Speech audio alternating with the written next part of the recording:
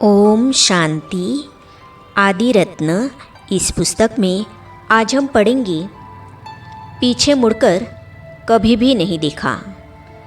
इस विषय पर दादी पुष्पशांता की चौथे नंबर की संतान अर्थात सुपुत्री माता विष्णुप्रिया के नाम से अपने मठ में जाने जाती है। वे अपनी माता पुष्पशांता के प्रति हार्दिक भावनाएं इस प्रकार व्यक्त करती है। चलिए आज हम इससे पढ़ते हैं। आज 80 साल की आयु में स्मृति को उस समय की ओर ले जा रही हूँ जब मैं 6 वर्ष की थी और उस भविष्य सूचक दिवस को याद करती हूँ जब हमारी परम प्रिय माँ दादी पुष्पशांता ने घर छोड़ा था। दोपहर के लगभग 3 बजे थे। सूर्य आग उगल रहा था। हमारी माँ अपनी दैनिक ओम मंडली के क्लास में उपस्थित होने के लिए गई। यही वह विशेष दिन था जब माँ ने अपना घर संसार छोड़ दिया और फिर पीछे मुड़कर कभी भी नहीं देखा। उन्होंने अपना यह फैसला बहुत सोच विचार कर और आत्मविवेचन के बाद लिया था। निश्चित रूप से उस अनजान स्थान पर चले जाना आसान नहीं रहा होगा। उन्होंने घर और बच्चों पर अपने को पूर्णतः समर्पित किया था। उनको पीछे छोड़ना जिन्हें उन्होंने जाना और प्यार किया निश्चित रूप से बहुत कठिन और वेदना से परिपूर्ण रहा होगा। उन्हें इस प्यार के बंधन को दिल की तार से झटके से खींचना पड़ा होगा। 5 छोटे बच्चों को भगवान के भरोसे छोड़ना जिनकी आयु 12, 8, 7, 6 और 3 थी, कोई मजाक नहीं था। सारा विश्वास सर्वशक्तिवान पर कायम रखा। उन्होंने बाद में मुझे बताया, उन्होंने यह तर्क दिया था कि यदि उनकी मृत्यु हो जाती तो निश्चित रूप से भगवान ही उनके बच्चों की देखभाल करेंगी और उस स्थिति में हर एक को अपनी नियति का पालन करना होता है। अतः उन्होंने अपना सारा विश्वास सर्वशक्तिवान पर कायम रखा और उस अज्ञात मार्ग पर कूद पड़ी। भगवान ने उन्हें बुलाया था। उन्होंने वह पुकार सुन ली थी, इसीलिए उन्हें तो जाना ही था। हम 4 छोटे बच्चे अर्थात सबसे बड़े भाई की पालना जापान में हो रही थी। माँ से लिपटे हुए उनकी साड़ी खींचते रहे। हम नहीं चाहते थे कि वह हमें छोड़कर जाए। हम सब में सबसे छोटी सती जो 3 साल की थी बहुत ज़ोर से रोई और उसने अपनी नन्ही बाहें उनकी ओर कर दी, परंतु माँ ने हल्के से अपने आप को उसकी नन्ही बाहों से बंधन मुक्त किया जिनसे उसने कस के पकड़ा हुआ था। फिर तेज़ी से सीढ़ी उतरकर नीचे सड़क पर चली गई और हमारी नज़रों से ओझल हो गई।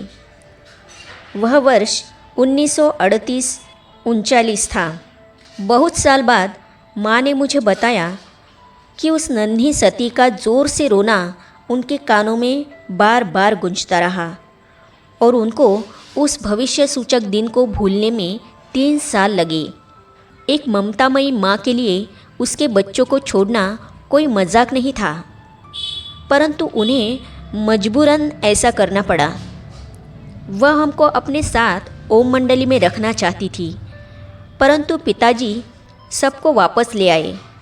इस प्रकार लौकिक जीवन से मरकर ब्रह्मा कुमारी दादी पुष्पशांता के रूप में उन्होंने पुनर्जन्म लिया। उनकी हिम्मत और सामर्थ्य को मेरा सादर नमन। 17 वर्षों तक संपर्क नहीं हुआ। माँ ने यज्ञ भट्टी के आरंभ के वर्ष बाबा के निरीक्षण और मार्गदर्शन में आध्यात्मिक अनुशासन का अभ्यास करते हुए बिताए।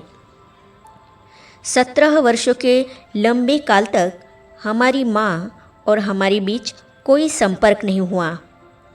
इस बीच हम बच्चे बड़े हो गए थे और अपनी धनी जीवन शैली पूर्वी और पश्चिमी संस्कृतियों के सम्मिश्रण में अच्छी तरह रम चुके थे। फिर वह समय आया जब बाबा ने हमारी माँ को बॉम्बे के कोलाबे क्षेत्र में पहला सेवा केंद्र खोलने के लिए भेजा। मैं उनकी वो पहली संतान थी जो अपने परिवार अर्थात ससुराल के सदस्यों सहित उनके संपर्क में आई।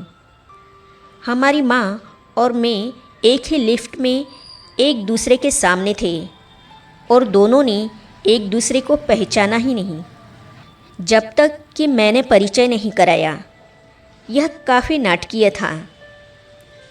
आंतरिक अच्छाई और स्नेही स्वभाव। मेरे वाटुमल परिवार ने माँ को बड़े विशाल दिल के साथ प्यार किया। बड़े गर्व के साथ मुझे याद है, हमारे साथ साथ जो कोई भी उनके संपर्क में आया उसे उनसे तुरंत ही स्नेह हो गया और बड़े आकर्षण के साथ उनकी ओर खींचा चला आया। उनकी आंतरिक अच्छाई और स्नेही स्वभाव प्रशंसनीय थी। सदा मुस्कुराती हुई वे सभी को अपने आकर्षण में बांध लेती थी। एक सच्ची स्वाभाविक दाता के गुण थे उनमें। जब मैंने उनके गुजर जाने की खबर सुनी तब मैंने हर किसी को यह कहते हुए सुना कि दादी ने हमें बहुत प्यार दिया था। उच्च विचार भरे। मुझे एक स्नेही, ध्यान रखने वाली माँ के रूप में भी उनकी याद आती है। वह हम बच्चों की हर बात पर विशेष ध्यान देती थी। वह एक शानदार कुक अर्थात खाना पकाने वाली थी। वह हमें चुनिंदा भोजन खिलाती थी। एक महान अनुशासक के रूप में उन्होंने हमें अच्छी आदतें और आचरण सिखाए। उन्होंने हम में उच्च विचार भरे थे जिनसे बाद में हमें अपनी जिंदगियों को आकार देने में सहायता हुई। एक असाधारण व्यक्ति के रूप में उन्होंने हम सब बच्चों पर अविस्मरणीय छाप छोड़ी। विलासिता की गोद में भी शून्यता का एहसास। उन्होंने एक धनवान घर में एक सुखपूर्ण जीवन जिया था। उन्होंने अपना ज़्यादा समय जापान में बिताया, जहाँ मेरे 2 बड़े भाइयों का और मेरा भी जन्म हुआ था। हमारी एक आया थी जो जापान में हमारा ध्यान रखती थी। यह कुछ ऐसा था जो उन दिनों में असामान्य था। विलासिता की गोद में रहने के बावजूद माँ ने एक बार मुझे बताया कि उन्हें उनके भीतर एक महान शून्यता की महसूसता उस समय से अनुभव हो रही थी जब वे अपने पैतृक घर में थी और यह शून्यता भौतिक पदार्थों से भरी नहीं जा सकी। घर में सबसे बड़ी संतान होने के कारण उनके अभिभावकों और भाई बहनों की देखभाल की जिम्मेदारी उनके नाजुक कंधों पर आ गई थी। आंतरिक भूख के कारण वह अपना कुछ समय निकालकर शास्त्रों और धर्म ग्रंथों का गहन अर्थ समझने में लग गई और अपने आप को भक्ति से सराबोर कर दिया। फिर भी उन्हें किसी विशेष बात की कमी महसूस होती ही रही। उन्होंने मुझे बताया कि उन्हें भक्ति से अधिक किसी और चीज़ की आवश्यकता थी, जो उन्हें बाद में निराकार शिव परमात्मा द्वारा प्रचुर मात्रा में मिल गई। यह तब की बात है जब उन्होंने अंततः अपने आप को भरपूर अनुभव कर लिया था। अवश्य ही यही उनके लिए आदेश था। माँ अपनी सर्व बहनों को यज्ञ में ले आई, परंतु वह जो अंत समय तक माँ के साथ रही, जो 13 वर्ष की अल्प आयु में इस मार्ग में माँ के साथ जुड़ गई, वह बाल ब्रह्मचारिणी हमारी मौसी दादी आत्ममोहिनी थी। जब कोलाबा सेवा केंद्र आरंभ हुआ, हम बच्चे हमारी माँ और मौसी से मिलने जाया करते थे। बाबा अपने हाथों से खिलाते थे। उन दिनों अर्थात ओम मंडली के समय मैं 6 साल की एक नन्ही लड़की थी। माँ ने मेरा दाखिला बाल निवास में करवा दिया था, जहाँ मैं अन्य आश्रम निवासियों के साथ रहने लगी। मुझे याद है, बाबा प्यार से मुझे अपनी गोद में ले लेते थे या स्वयं अपने हाथों से मुझे खिलाते थे। कुछ समय बाद जब हम अपनी आंखें खोलते थे तब बाबा पूछते थे कि हमने क्या देखा था। इस पर मेरा स्थिर रूप से जवाब होता था, मैंने श्री कृष्ण को देखा। तब बाबा ने भविष्यवाणी की और माँ को बताया, तुम्हारी इस बच्ची का बहुत अनोखा पाठ रहेगा। ऋषि मुनियों की कहानियाँ सुनाती थी।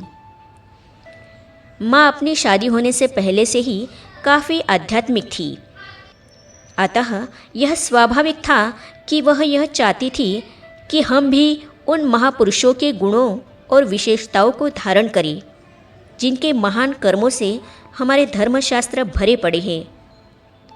वह हमें महाभारत, रामायण और श्रीमद् भागवत से संत ऋषि मुनियों की कहानियाँ सुनाया करती थी। विशेष रूप से रानी मदालसा की, जिन्होंने अपने राजकुमार पुत्रों में त्याग के संस्कार भरे थे। इन बातों ने निश्चित तौर पर हमारे पहले से ही ग्रहणशील मन पर एक भिन्न छाप छोड़ दी थी। जब मैंने वाटुमल हाउस छोड़ा और श्री कृष्ण की नगरी वृंदावन में गई तो माँ ने सबसे अधिक मिलनसारिता के साथ मुझे कोलाबा सेंटर पर रहने के लिए स्थान दिया, अर्थात बालकनी में एक पलंग, ताकि मेरे बॉम्बे आगमन के दौरान मुझे मेरे लौकिक परिवार वालों के पास जाने की आवश्यकता महसूस न हो। योग्य और माननीय आत्मा, यह हम बच्चों के लिए विशेष बात थी कि हमारी माँ को इतना सम्मान मिला और वह पहली 8 दादियों में से एक थी जो बाबा और मम्मा के पास आई थी। वह सचमुच में भरपूरता के साथ सबसे अधिक योग्य और माननीय आत्मा थी जिनका सबसे अधिक अभिनंदन हुआ। वह वास्तव में एक महान आत्मा थी जो शिव बाबा के प्यार के प्रति लालायित होकर अन्य आत्माओं को ज्ञानवान बनाने और उनका मार्गदर्शन करने आई थी। मैं हमारी माँ दादी पुष्पशांता जी को अपने हृदय से अभिवादन और श्रद्धांजलि अर्पित करती हूँ। हम इस धरती पर उन्हें अपनी माँ के रूप में पाकर धन्य धन्य हो गए। आगे हम पढ़ेंगे ब्रह्मा कुमारी मोहिनी बहन कोलाबा, जो 6 साल दादी पुष्पशांता के साथ रही, उनके साथ का अनुभव इस प्रकार सुनाती है। तो इसे हम पढ़ेंगे अगली कड़ी में।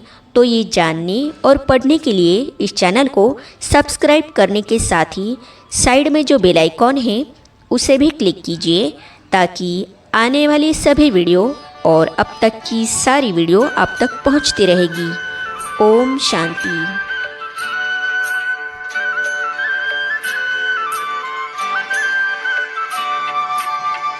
पाना था जो पा लिया, कुछ भी रहा